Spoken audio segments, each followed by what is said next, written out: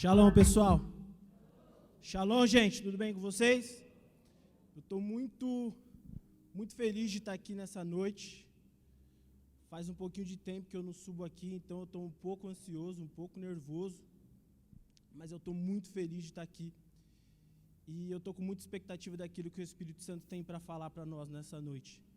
Porque eu acredito que assim como ele falou comigo, assim como ele expôs coisas, situações, escolhas, eu acredito que ele vai falar com você nessa noite. E como eu já disse, estou muito feliz, mas é engraçado porque eu estou muito ansioso, muito nervoso. Mas só que essa ansiedade, esse nervosismo vai fazer com que isso possa ser revertido em dependência de Deus. Então, para nós começarmos essa noite, eu gostaria que você, por mais uma vez, curvasse sua cabeça, fechasse seus olhos e orasse comigo. Espírito Santo de Deus, nós estamos aqui nessa noite, Pai.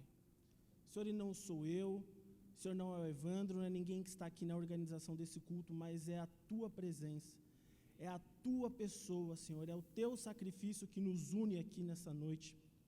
Espírito Santo, nós aquietamos agora a voz da nossa alma. Pai, nós inclinamos o nosso coração àquilo que o Senhor tem para nos passar nessa noite. Por isso, Senhor, que em cada palavra aqui mencionada, Pai, que ao abrirmos as nossas Bíblias, possa fluir a Tua voz, o Teu Espírito, possa vir uma palavra viva, que nos transforme, Pai, que nos revolucione nessa noite. E esse é o desejo do nosso coração, Pai. Em nome de Jesus, amém.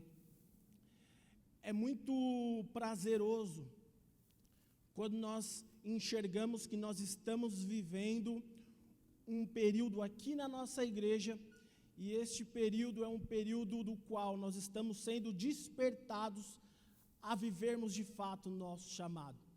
E a maior prova disso é que nós acabamos de vir de uma viagem missionária, onde pessoas se abdicaram do seu tempo, do seu dinheiro, se abdicaram das suas casas e escolheram servir a uma nação desconhecida, a um povoado desconhecido, e isso de certa forma traz alegria para nós como igreja.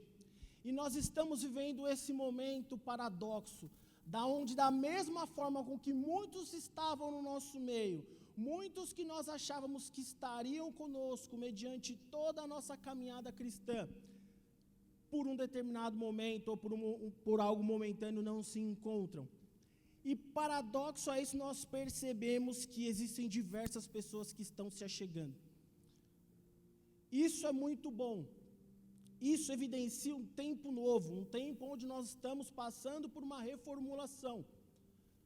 Mas eu não consigo enxergar esse momento somente como uma reformulação, mas como um alerta, mas como uma evidência daquilo de que nós, como cristãos, precisamos alinhar em nossa vida. E eu quero falar um pouco sobre chamado, eu quero falar um pouco sobre você valorizar o seu chamado, eu quero falar um pouco sobre você se manter firme naquilo que Deus te proporcionou. E de certa forma todas as pessoas passam por isso. No momento em que você decide servir a Cristo, você vai passar por isso, um momento do qual você perceberá que dependendo da sua resposta, dependendo do seu posicionamento, isso poderá te afetar, isso poderá te abalar, isso poderá fazer com que seja revertido em algo do qual te desestabilize. E todos nós, a partir do momento que começamos a caminhar com Cristo, nós recebemos uma palavra. Eu lembro que há um determinado tempos atrás, eu comecei a caminhar com Cristo, eu comecei a converter o meu coração, e nesse processo de amadurecimento, de aprendizado, eu sempre fui buscando da parte de Deus. Deus, eu quero uma palavra clara, aquilo que o Senhor tem para mim, Thomas. E eu lembro que Deus compartilhou algo no meu coração, está lá em Levítico 6,13, diz que o fogo, ele arderia sobre o altar e jamais seria consumido, jamais ele seria apagado. E essa palavra me movia, e essa palavra me alimentava, e essa palavra, eu falei, Deus, é por isso que eu nasci, eu não quero saber o que de fato eu farei, isso o Senhor me ensinará na minha caminhada, mas aquilo que eu quero viver, é a experiência de que o fogo de que está dentro de mim, ele jamais será apagado. E essa é a palavra que o Senhor tem para mim. Mas aí chegou um negócio chamado pandemia. E aí, vamos ver se esse fogo não apaga mesmo. Vamos ver se essa brasa ela continua. Vamos ver se esse fogo ele é incessante.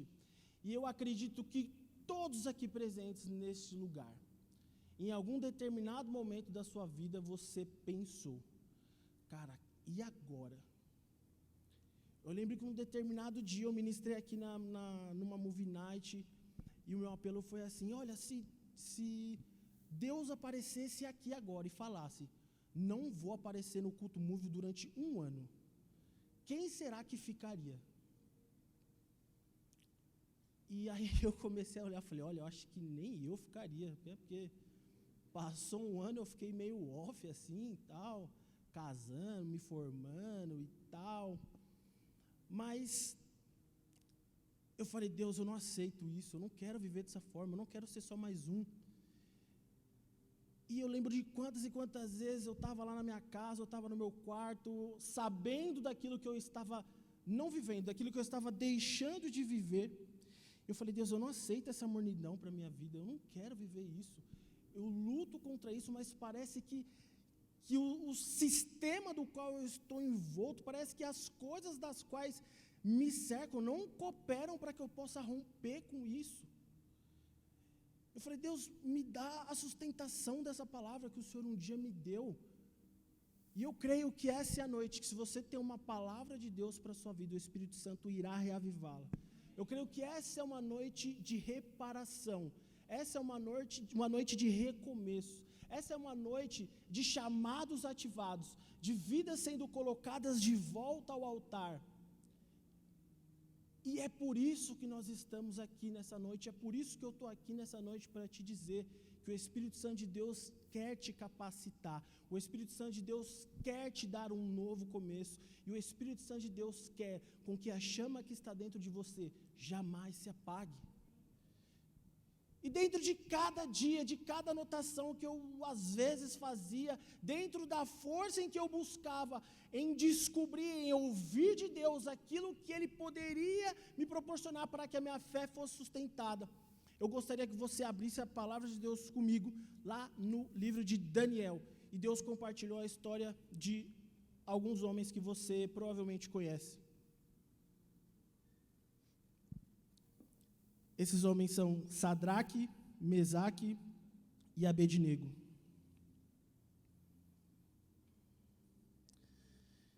E eu lembro que eu sempre perguntava a Deus, como que eu faço para eu manter essa chama acesa dentro do meu coração? Porque não está dando. Parece que as coisas estão ficando mais difíceis. Parece que a cada tempo em que eu procuro acertar, a cada momento que eu procuro voltar o meu coração, parece que as coisas das quais não tinha brilho para mim, até então começam a ter. E Deus compartilhou comigo alguns princípios que eu tenho levado para a minha vida. E eu gostaria de compartilhar com você nessa noite. Está lá no livro de Daniel, capítulo 3.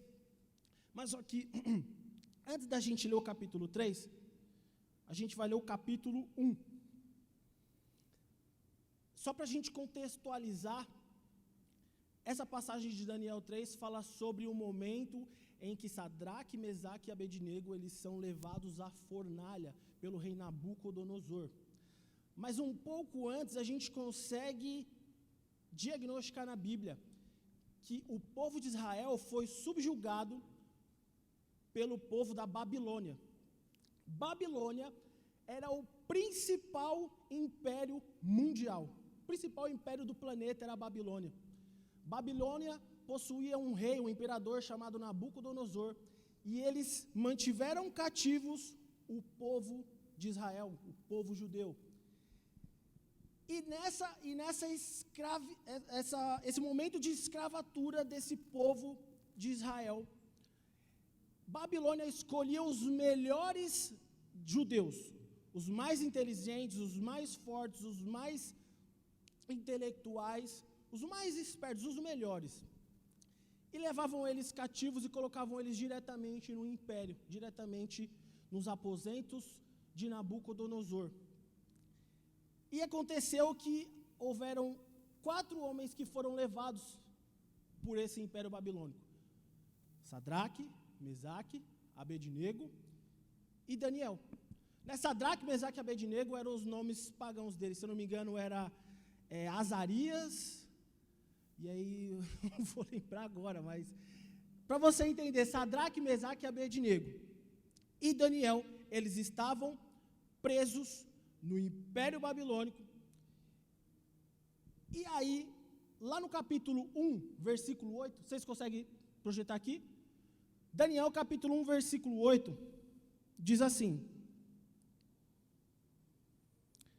Daniel, contudo, decidiu não se tornar impuro com a comida e com o vinho do rei, e pediu ao chefe dos oficiais permissão para se abster deles. E aqui surgiu o jejum de Daniel. Você já fez vários jejuns de Daniel e às vezes não sabe de onde que saiu. Saiu dessa parte, onde Daniel, ele escolhe se abster daquilo que havia de melhor no mundo. Porque Daniel, ele estava no império mais forte, no reinado mais forte, na casa do imperador mais forte. Imagina a comida que esse cara comia. Imagina o vinho que esse cara tomava. E Daniel chega diante da governança ali, dos criados, e fala: olha, eu não quero comer da comida do imperador, do rei, e eu não quero tomar o vinho do rei. Isso me traz um primeiro ponto que eu queria compartilhar com você sobre como você pode fazer para que a chama dentro de você não se apague. E o primeiro ponto é sobre a sua santidade, sobre a nossa santidade. Automaticamente, você como cristão, você precisa se santificar. Você precisa entender que você foi chamado para ser santo. Não existe, não acredite, não caia num evangelho que te venda uma graça barata. Uma graça da qual você como cristão entende que está tudo bem com você e o problema são as coisas que estão à sua volta.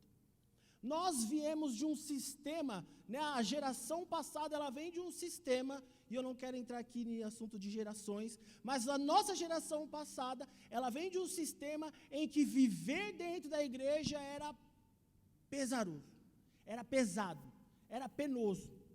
Por quê? Porque existia um julgamento equivocado acerca de como era viver para Cristo.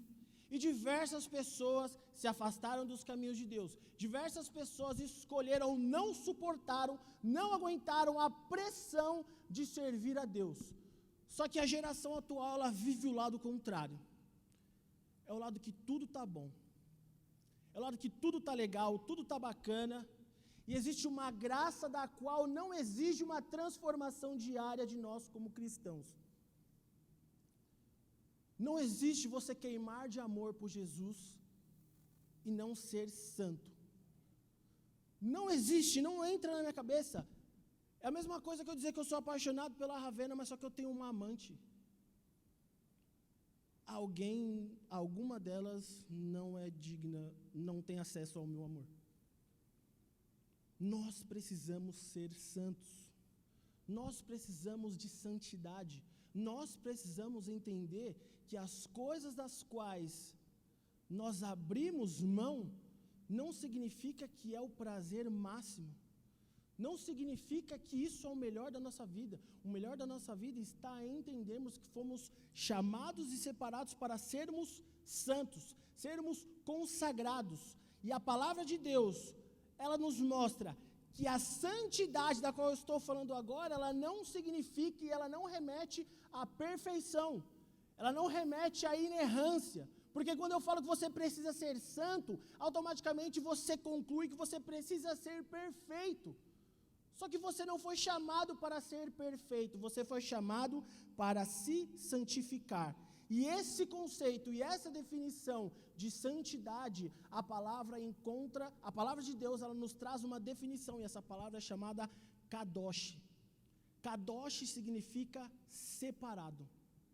E quando eu falo que nós precisamos ser santos, nós precisamos ser separados. Existiam utensílios dentro do templo de Deus, existiam taças, existiam artefatos que eles eram separados. E aí eu quero te perguntar, você acha que esses artefatos eles eram perfeitos? Você acha que esses utensílios eles eram feitos do melhor material do mundo, do material com a métrica exatamente preparada para aquele momento? Não. Ele era um material separado para o uso exclusivo de Deus. Quando eu digo para vocês que nós precisamos ser santos, nós precisamos ter o nosso coração voltado unicamente para que Deus possa nos usar, para que nós possamos ser instrumentos valorosos e valiosos nas mãos do Senhor.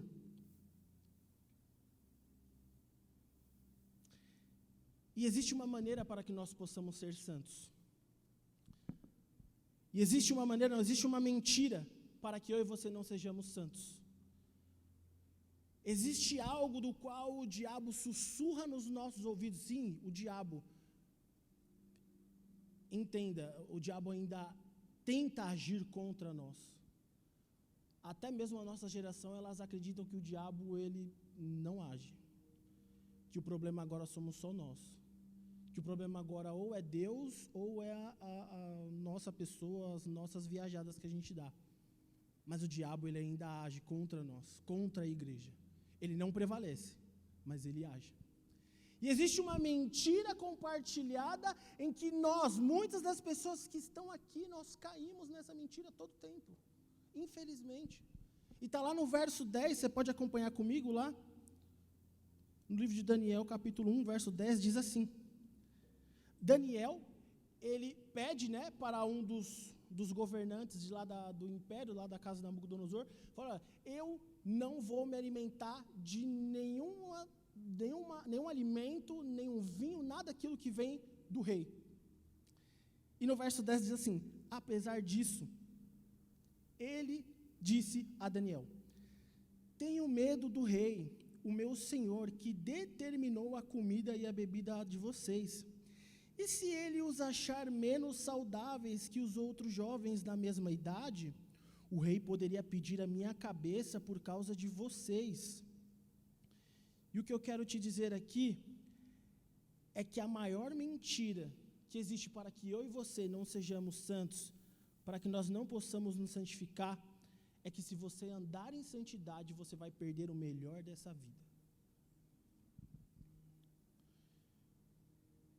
Eu não sei quantos aqui sabem, eu recentemente sou professor de escola pública, e eu estava em sala de aula, dando aula assim, explicando o que era figura de linguagem, papapá. O aluno levantou a mão e falou, professor, oi, você é crente?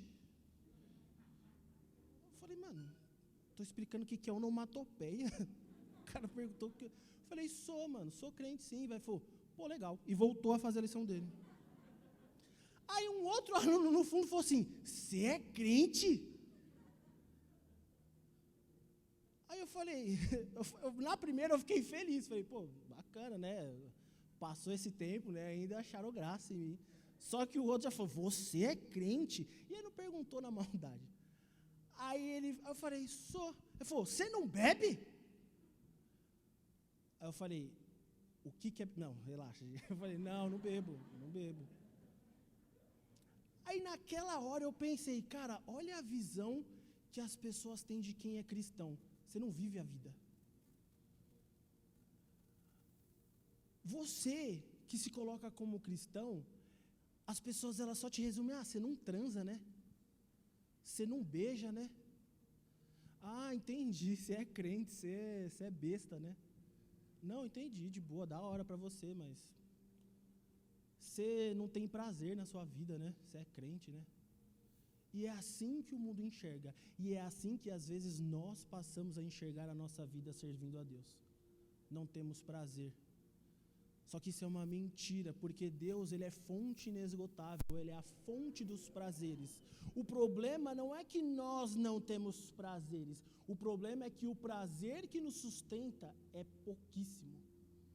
é muito pouco comparado àquilo que o próprio Deus é. É esse o nosso problema. O problema não é que você não acha prazer em se santificar. O problema é que algo inesgotável, algo imensurável, não tem o poder de preencher aquilo que um prazer mínimo tem. Existem diversos prazeres mundanos que é legal.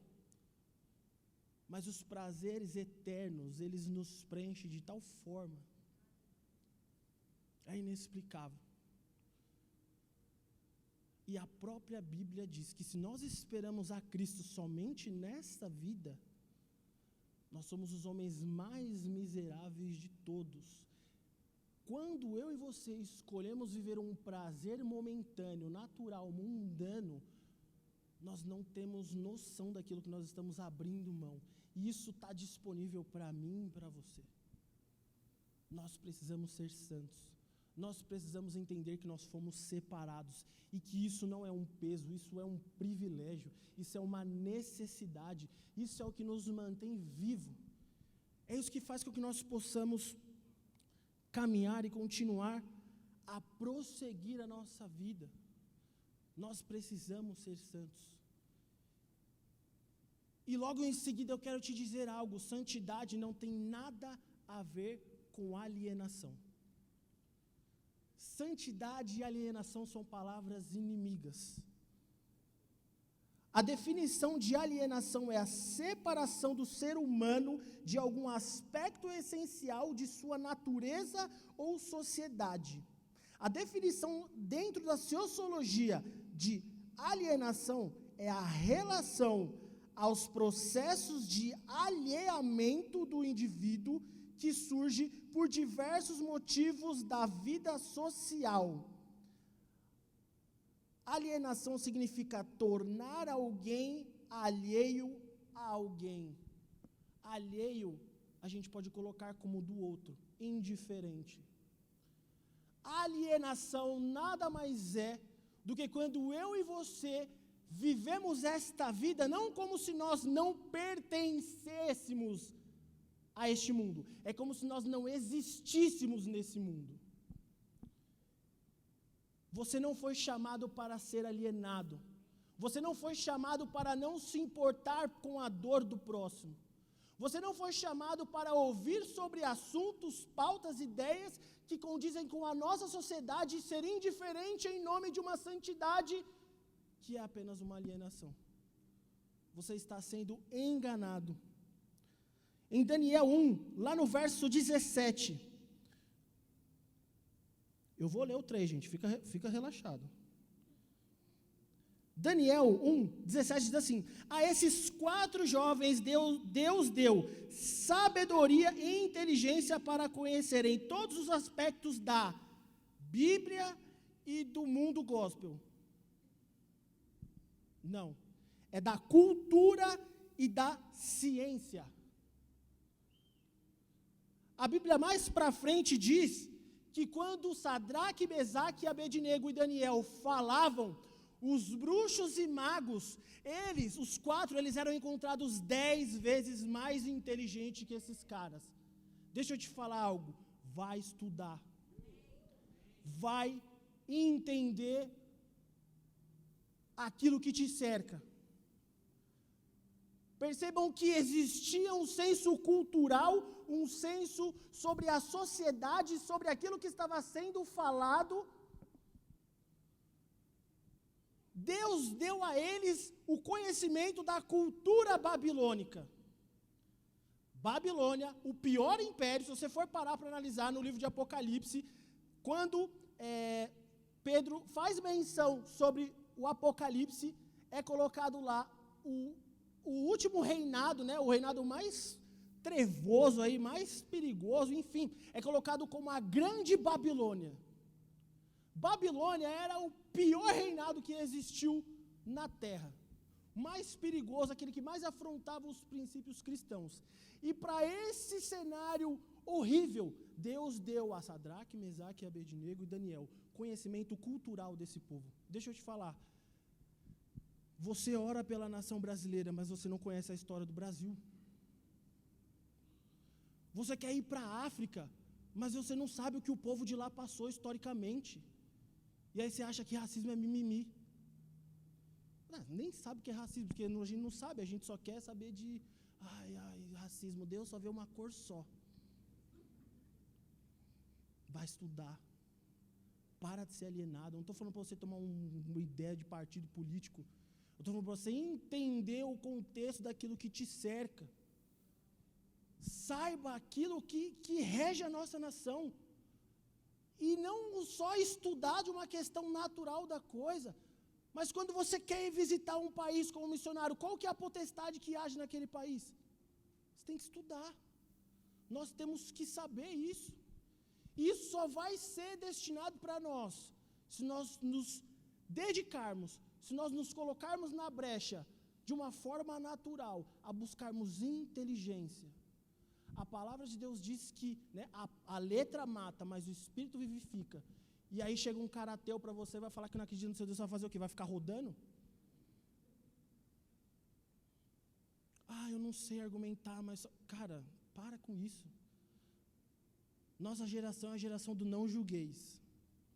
Não julgueis, não julgueis, não julgueis. Não é que não julgueis, é que você não conhece Bíblia. É que eu não conheço Bíblia. E aí a gente usa para, né, sair pela tangente. Eu não vou julgar. E acaba que rola um monte de coisa e a gente começa a relativizar.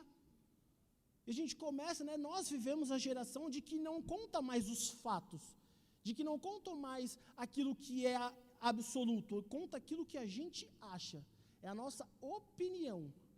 E aí a gente quer colocar tudo com base na nossa opinião. O que você pensa sobre tal assunto? A minha opinião é que a gente não pode julgar, né? Hoje eu estava vendo, né, compartilharam umas postagens lá do Jesus atual. Eu falei, mano, é isso aqui. É como se ele falasse, vai e continue a pecar. Eu não te condeno. Olha, sabe por que eu sento com prostitutas e pecadores e cobradores de impostos? Porque, né, quem sou eu para julgar esse povo? Eu só amo eles, mas mudar a vida deles, quem sou eu para julgar? Jesus fala, quem sou eu para julgar? Então nós, como cristãos, precisamos entender que a santidade, ela faz parte da nossa vida. Que nós fomos chamados para sermos santos, separados, destinados a Deus, mas que isso não significa que você vai viver à mercê do mundo, que você vai viver à mercê de onde você está. Você foi chamado para expressar o reino de Deus onde você está, e aquilo que te diferencia, aquilo que faz com que você não seja um alienado, não é aquilo que você faz, mas é por que você faz aquilo. Você pode ser um ótimo advogado, você pode ser um ótimo médico, você pode ser um ótimo professor, e você pode ser tão bom quanto aquele cara ímpio que faz o mesmo serviço que você, mas a diferença é que você não faz somente para ganhar dinheiro, você faz porque você entendeu que Deus te colocou ali, e essa é a forma que você vai fazer com que o reino de Deus avance. Não se trata daquilo que você faz, se trata o porquê você faz aquilo. E para que eu e você possamos ser santos, nós precisamos nos arrepender.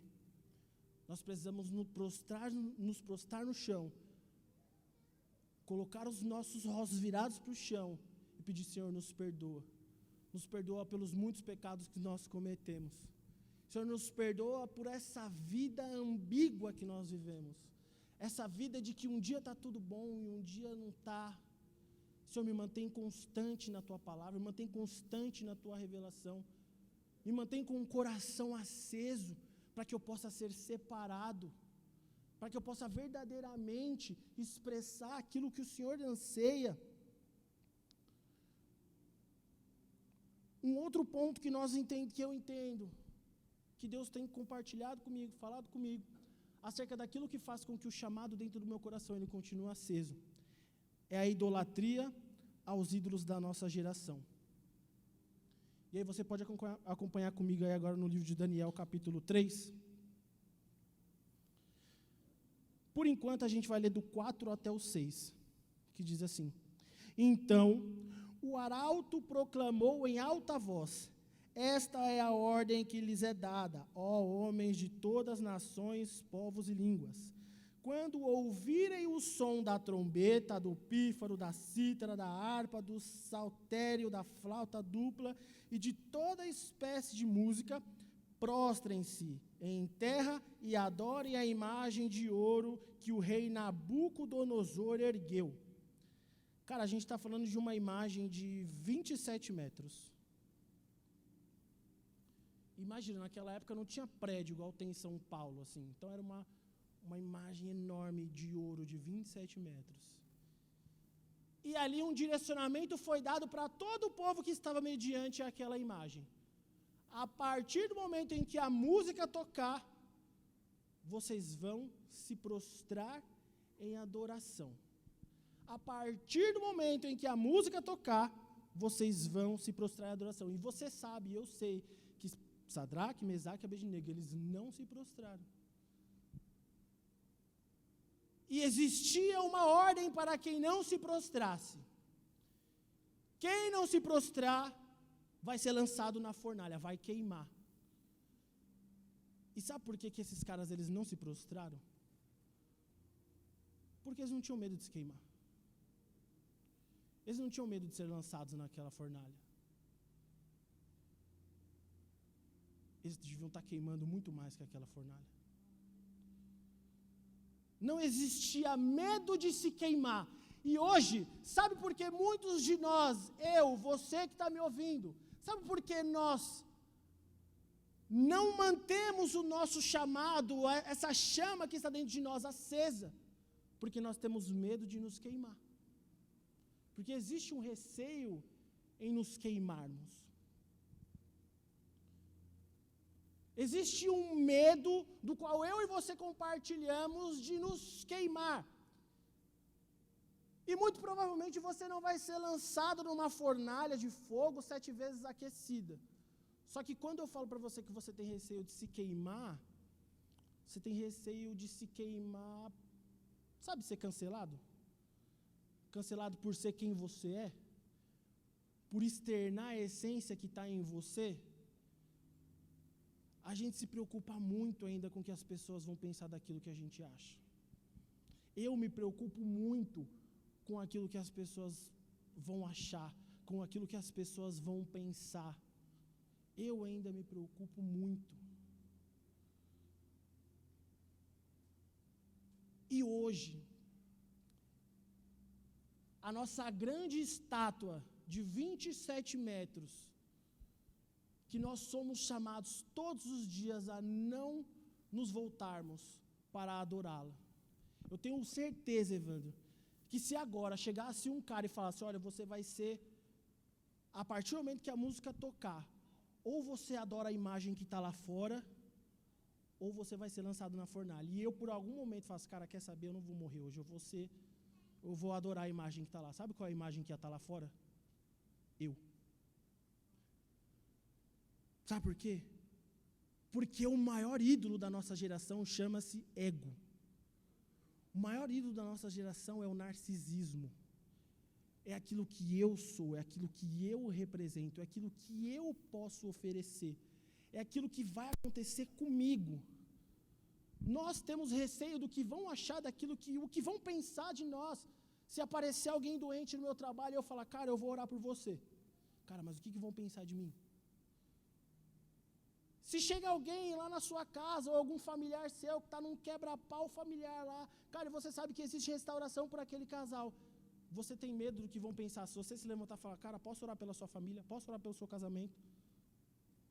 Se no seu trabalho aparece alguém que necessita de uma palavra, hoje nós somos as pessoas que vão dizer para ele, cara, vai se tratar. Procura um psicólogo. E eu não tenho nada contra o psicólogo, muito pelo contrário.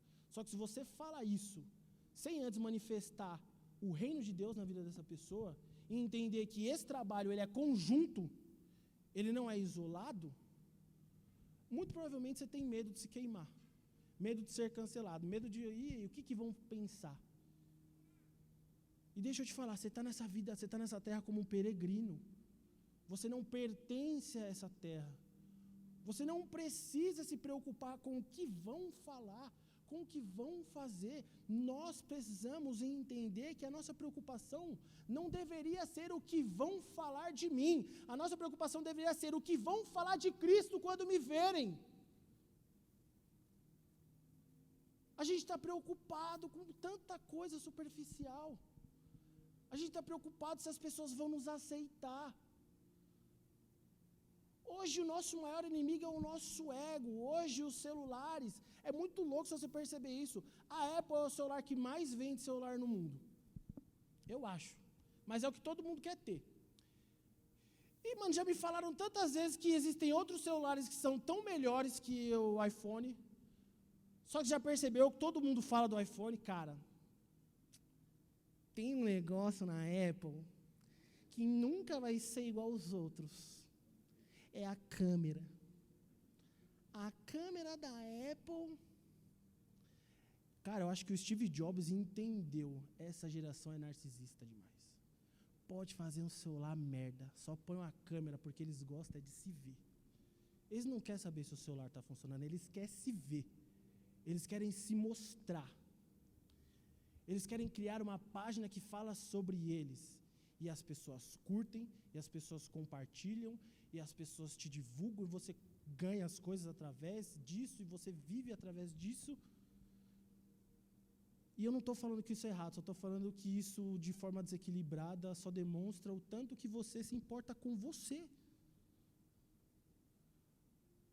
Não interessa se aquilo que você usa é bom. Se isso te divulga da melhor forma, se isso me divulga da melhor forma, para mim está tranquilo, para mim está suave, é isso que eu quero. Nós somos a geração que as frases que dominam o nosso pensamento. Já viu aquela galera que fala assim, cara, faz aquilo que você se sente bem. Só faz aquilo que você se sente bem. Cara, se ama em primeiro lugar, vai ficar se doando pelos outros. Cara, faz aquilo que te agrada. É como se viesse alguém e falasse, cara, faz uma estátua de 30 metros. E se adora mesmo. E abana suas brasas mesmo. Porque não interessa aquilo que está à margem. Interessa o seu bem-estar. Interessa como você se sentirá. Interessa o que isso vai produzir de bom, de benéfico para você. A gente precisa entender que a gente precisa menos de o que vão pensar de mim e mais o que vão pensar de Cristo quando me verem. Eu estou aqui para te perguntar nessa noite, o que as pessoas vão pensar de Cristo quando olharem para o seu cristianismo atuante? O que será que as pessoas pensam do meu cristianismo quando veem como eu me porto, como eu me importo com o próximo, como eu trato a minha família, como eu trato a minha esposa? O que será que as pessoas pensam não sobre mim, porque eu sei que eu sou lixo mesmo, mas o que as pessoas veem, como que as pessoas enxergam o Cristo que habita em mim quando eu falo, quando eu me visto, quando eu discuto, quando eu abro a minha boca? A gente precisa entender que a nossa idolatria, que a nossa luta, ela é diária contra nós mesmos. O terceiro ponto está lá no verso 12 do capítulo 3 de Daniel. A palavra de Deus diz assim: mas há alguns judeus que nomeaste para administrar a província da Babilônia. Isso aqui é um cagueta, tá? O cara falou que tem que adorar lá, e aí, ficaram 4 de quebrada lá, 3 de quebrada, né, e não adoraram. Aí falou, tem uns aí que é lá da casa do rei, que eles não se curvaram, hein? Sadraque, Mesaque e Abednego, que não te dão ouvidos, ó rei. Não prestam culto aos teus deuses, nem adoram a imagem de ouro que mandastes erguer. E aí, furioso, Nabucodonosor mandou chamar Sadraque, Mesaque e Abednego. E assim que eles foram conduzidos à presença do rei, Nabucodonosor lhes disse: é verdade, Sadraque, Mesaque e Abednego, que vocês não prestam culto aos meus deuses, nem adoram a imagem de ouro que mandei erguer? Agora, porém, quando vocês ouvirem o som da trombeta, do pífaro, de todos esses instrumentos musicais aí, se vocês se dispuserem a prostrar-se em terra e a adorar a imagem que eu fiz, será melhor para vocês. Mas, se não adorarem, serão imediatamente atirados numa fornalha em chamas, e que Deus poderá livrá-los das minhas mãos. Sadraque, Mesaque e Abednego responderam ao rei: para aí. O terceiro ponto, para que eu e você sejamos homens e mulheres que tenham esse chamado vivo do nosso coração, é a vida de igreja. É a vida de aliança com aqueles que nos cercam e estão em caminho ao mesmo propósito de vida que você. Sabe por quê, mano? A Bíblia, ela é muito detalhista, e ela diz: Sadraque, Mesaque e Abednego responderam. Não existiu o Sadraque que falou: peraí, deixa que eu falo. É a resposta da igreja, é a resposta da célula, é a resposta do discipulado. E quando você vive uma vida de igreja, cara, eu imagino que ali os três, eles deviam estar muito em Deus. Eu estou muito em Deus, pastor. Mas só que a resposta da igreja pode ser que você seja o cara que vai falar: mano, não é melhor nós... Cala a boca. Você vai tacar, mano, deixa eles achar que nós vai queimar, que nós já está pegando fogo. Quando você vive uma vida de igreja, você pode não estar muito bem em algum dia, em algum momento, em alguma circunstância. Mas se você entendeu que você está no lugar onde você vai entregar a sua vida verdadeiramente, isso vai te colocar no fogo. E quando você for colocado no fogo, não espere com que alguém responda por você. Seja alguém que está lado a lado com essa pessoa e fala: o que você falar é o que a gente vai fazer. Se for para a gente rir, a gente vai rir. Se for para a gente zoar, a gente vai zoar. Mas se for para eu te abraçar no dia do luto, se for para eu te abraçar no dia da doença, lá eu estarei. Viva uma vida verdadeiramente em comunidade. Porque quando nós vivemos em comunidade, existe uma dispensação, uma força que é liberada sobre nós. A Bíblia diz que onde 2 ou 3 estiverem reunidos, ali ele estará. A igreja de Cristo responde a Nabucodonosor. E deixa eu te falar algo. Viver uma vida de comunidade não é romântico. Não é prazeroso. Em todo tempo. Não é fácil em todo tempo. A Bíblia menciona que uma vida verdadeiramente vivida em comunidade é como se fosse ferro afiando ferro. E a gente acha que a vida em comunidade é você estar lá na ceia, Abigail, e falar: recebi um novo coração do Pai. E aí você olha para aquele irmão que você odeia olhar: eu preciso de ti, querido irmão. E você nunca olhou para a cara desse irmão. E para você está da hora, porque vida de igreja é assim. Ninguém sabe daquilo que eu faço, ninguém sabe daquilo que eu escolho, ninguém sabe daquilo que eu penso. Ei, deixa eu te falar algo. Eu sei que não dá para você viver isso com 500 pessoas, com 700 pessoas, com 300 pessoas. Mas você faz parte de um grupo, você faz parte de uma célula, você faz parte de um discipulado. Existem pessoas que estão aqui em prontidão para te ouvir, para te servir, para entregar a vida delas em favor de que o propósito de Deus se cumpra na sua vida. Você precisa entender que você não foi chamado para viver um relacionamento de mentira. Nossa igreja não é um local, um canal do YouTube presencial. Você vem aqui, ouve uma palavra legal e volta e ninguém sabe o que está acontecendo com você. Cara, a última coisa que eu quero fazer da minha vida cristã é viver como se eu não pertencesse a um lugar, a uma causa. Como se eu não pertencesse a alguém que também está se entregando a vida como eu estou. Não seja essa pessoa. Eu quero viver na igreja onde as pessoas das quais eu sou próximo sabem quais são as minhas dificuldades. E eu sei quais são as dificuldades dela. Eu quero conviver numa igreja em que as pessoas sabem quais são os meus pecados, e eu sei quais são os pecados dela, mas não que isso seja um alimento para que eu possa, sei lá, falar da vida de alguém, saber da vida de alguém, mas não, para que eu possa ser o ferro que estará sendo afiado com outro ferro, e automaticamente nós iremos cumprir o propósito de Deus. Você precisa estar verdadeiramente conectado com o corpo de Cristo, porque é através do corpo de Cristo que você recebe renovo. É através do corpo de Cristo que você cumpre o seu chamado e o seu propósito. Quando nós vivemos uma vida em unidade, nós entendemos que unidade é o princípio do qual nem o próprio Deus pode ir contra.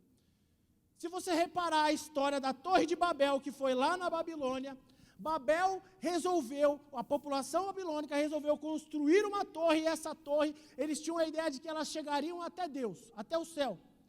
E o próprio Deus olha eles construindo essa torre, e Deus fala, olha, esse povo, ele está unido. Esse povo, ele fala uma língua só.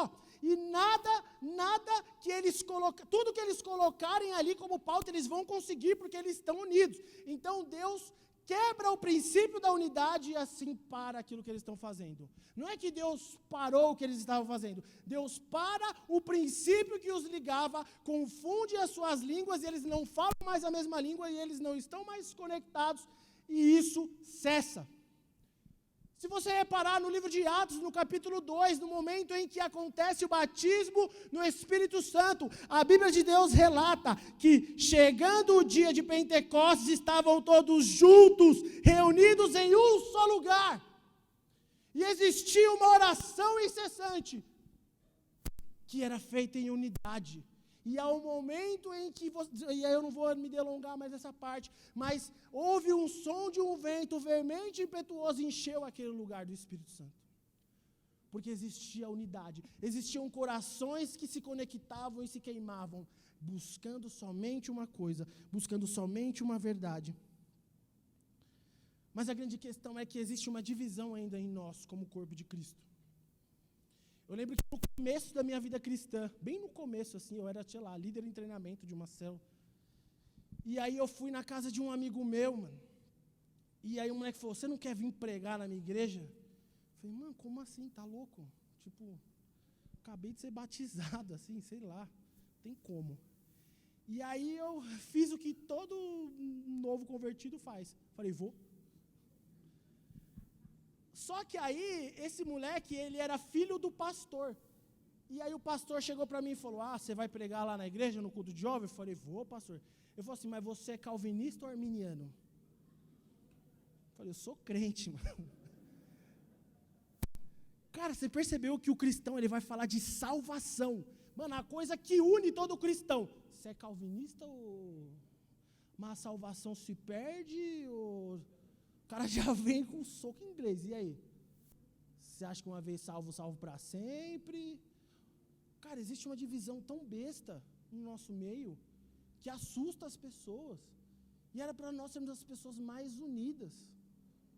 A Bíblia diz que conhecereis Cristo em nós, quando nós amarmos uns aos outros. E aí eu lembro que o cara falou, eu falei, não sei o que eu sou. Ele falou, você acredita em livre-arbítrio? Aí na época eu falei, livre-arbítrio, tá na Bíblia lá, tá na Bíblia, livre-arbítrio. Falei, então você não vai pregar na minha igreja não, você é arminiano. Eu falei, amém. Eu falei, mano, o cara falou que eu sou uma parada que eu nem sei o que é. Mas enfim, beleza. Irmãos, o corpo de Cristo muda a sua vida. Quando você decide ser um com a pessoa que está aí do seu lado, com a pessoa da qual você faz parte de um grupo de conexão, se você decidir verdadeiramente se entregar, isso é revolucionário. O quarto ponto, Daniel capítulo 3, versículo 15 ao 18. Eu não vou ler tudo porque senão não vai dar tempo. Mas, cara, isso tudo aconteceu. Sadraque e Mesaque ficaram bravos. Sadraque não. Nabucodonosor olhou, o cara não se prostrou, ficou bravo e falou, vem aqui. Se você não adorar, vai ser pior para você. Você vai ser lançado na fornalha, você vai pegar fogo, você vai morrer. Aí eu quero ver o Deus que vai te salvar. Cara, Sadraque, Mesaque e Abednego, eles dão uma resposta aqui assim. Mano, como isso mexe comigo? Como isso me emociona e alimenta o meu espírito. Eles dizem assim, Nabucodonosor, não precisamos defender-nos diante de ti. Se formos atirados na fornalha em chamas, o Deus a quem prestamos culto pode livrar-nos. E ele nos livrará das suas mãos, ó rei. Mas, se ele não nos livrar, saiba, ó rei, que não prostraremos culto aos seus deuses, nem adoraremos a imagem de outro que mandastes erguer. É como se eles falassem, olha, eu sei que Deus pode fazer. Eu sei que Deus pode curar. Se Ele quiser, Ele vai fazer.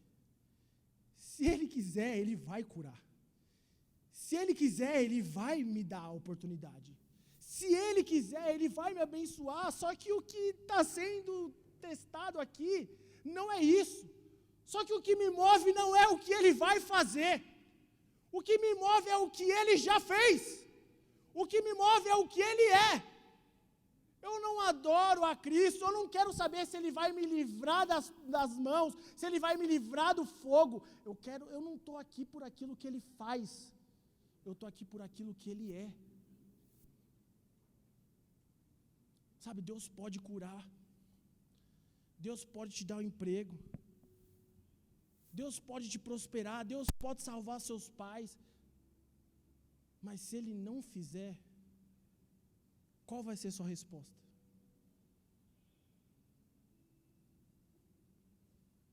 Para você ter essa chama acesa no seu coração, você precisa de uma fé verdadeira, cara.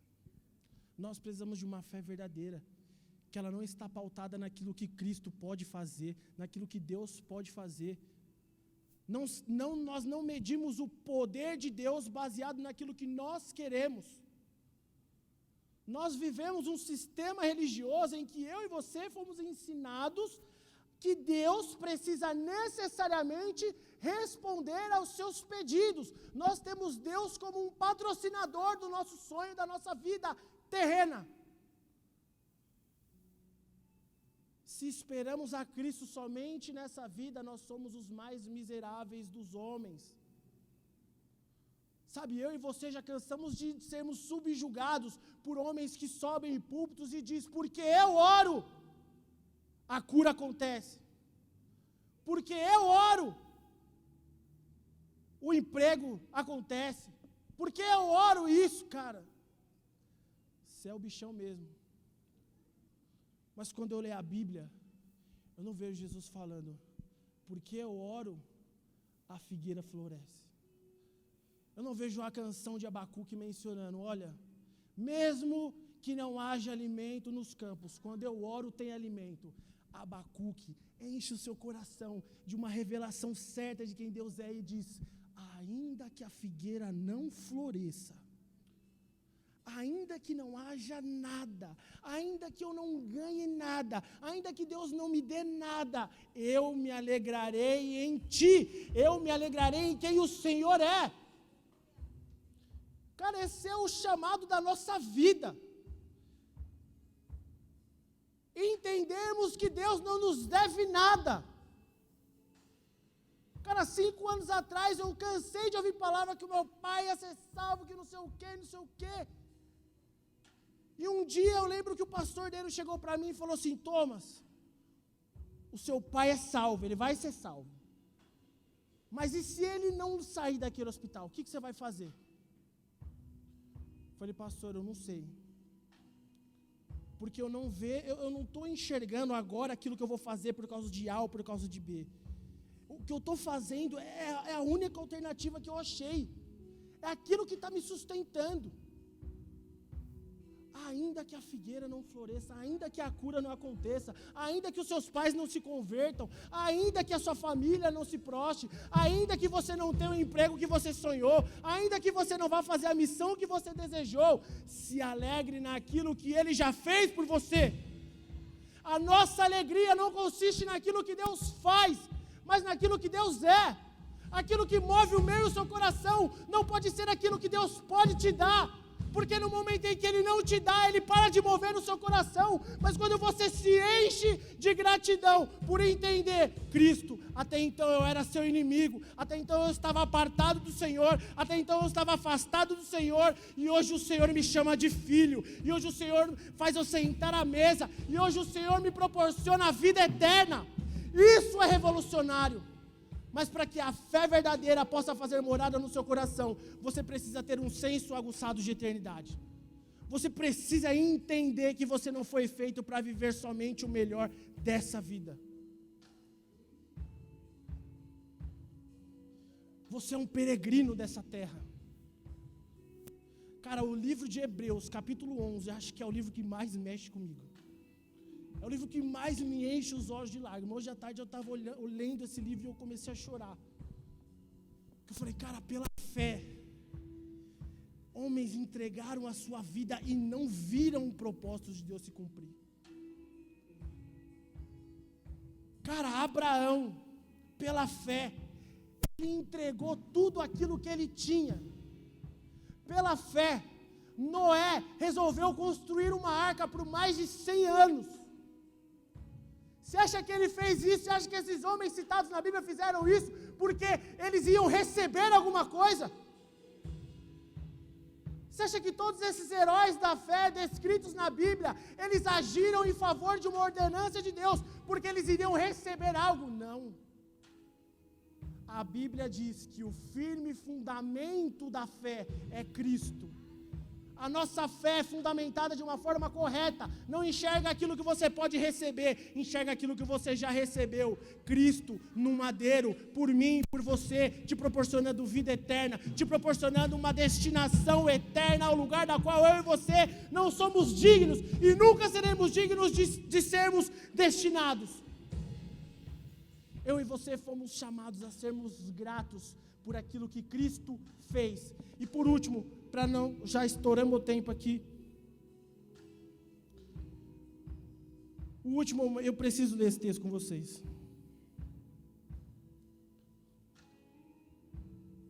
Está na livro de Daniel, a partir do verso 19. Nabucodonosor ficou tão furioso com Sadraque, Mesaque e Abednego que o seu semblante mudou. Deu ordens para que a fornalha fosse aquecida 7 vezes mais do que o costume. E ordenou que alguns dos soldados mais fortes do seu exército amarrassem Sadraque, Mesaque e Abednego e os atirassem na fornalha em chamas. Lendo mais para frente, no verso 24 diz assim: mas logo depois o rei Nabucodonosor, alarmado, levantou-se e perguntou aos seus conselheiros: não foram 3 homens amarrados que nós atiramos no fogo? Eles responderam: sim, ó rei. E o rei exclamou: olhem, estou vendo 4 homens desamarrados e ilesos. Deixa eu te falar, o que chama a atenção de Nabucodonosor não é que os 3 ainda não pegaram fogo, é que existia um 4. E este homem, a Bíblia diz que ele reluzia, e ele tinha a aparência de um filho de Deus. Deixa eu te falar algo. Cara, não sei você, mas quando eu leio a Bíblia, existem diversos momentos em que eu deparo com a vida de algumas pessoas que responderam a Deus. Eu falo, cara, como esse cara fez isso? Como que esse cara teve a audácia de responder dessa forma? Cara, eu queria muito um dia, sei lá, falar com algum deles e falar: mano, Pedro, como que você teve coragem de andar sobre as águas? Cara, Elias, mano, você pediu para o cara subir lá no monte 7 vezes. Quando ele subiu na 7ª, ele viu uma nuvem do tamanho da mão de um homem e você falou: fala para o rei que vai chover. Eu falei, mano, esse cara é louco. Como que isso acontece? Sabe qual é a impressão que eu tenho, Evandro? Se Sadraque, Mesaque e Abednego estivesse aqui agora, eu falasse: mano, como que você entrou naquela fornalha? Você não ficou com medo? E cara, 4 homens, o Deus, Jesus, estava lá do seu lado. Ele vai falar: pera, eu te falo. Mas antes, me fala um negócio. Como que é ter todo esse fogo dentro de você? O homem que andava sobre o fogo, sobre a fornalha 7 vezes mais quente, está dentro de você. E o que você tem feito com isso? E o que nós temos feito com isso? O que toda essa força, essa potência, esse poder sobrenatural, o que nós temos feito com isso? Cara, eu lembro umas 2 movie nights atrás, eu vim com a Ravena no culto. A gente voltou para casa e eu vim quieto. E a Ravena achando que eu estava bravo com ela e tal. E eu não aguentei, conversei com ela, falei: olha, os meus principais medos que eu tinha de uma forma natural, eu estou vendo Deus cumprir todos eles. Eu tinha medo de casar, eu tinha medo de ser homem de fato, eu tinha medo de o que eu vou proporcionar para minha família. Todos os medos naturais que eu tinha, Deus foi fiel. Falei, só que agora, amor, eu tô sentindo que a nossa vida tá muito boa. Tá prazerosa, tá legal, tá bacana, e não tá errado isso, só que eu não quero só isso. Falei, há anos atrás, eu não tinha dinheiro nem para pegar um ônibus. Mas existiu uma chama dentro de mim. E essa chama me sustentava, eu não quero viver isso. Eu não quero ser só um cara que vai ter uma família boa, um emprego bom, uma casa boa, um carro bom, que vai ajudar pessoas, mas que não transforma a realidade espiritual de nada e de ninguém. Eu não quero isso. Eu não quero que você seja alguém que só tenha potencial para ser uma transformação onde você passar. E que uma vida sustentável, que uma vida aparentemente boa possa fazer com que tudo que você tenha condições de viver seja trocada simplesmente por instabilidade. Eu quero te convidar a você nessa hora a fechar os seus olhos. Eu não sei se você vai levantar, eu não sei se você vai se ajoelhar, mas eu quero te convidar a se arrepender agora.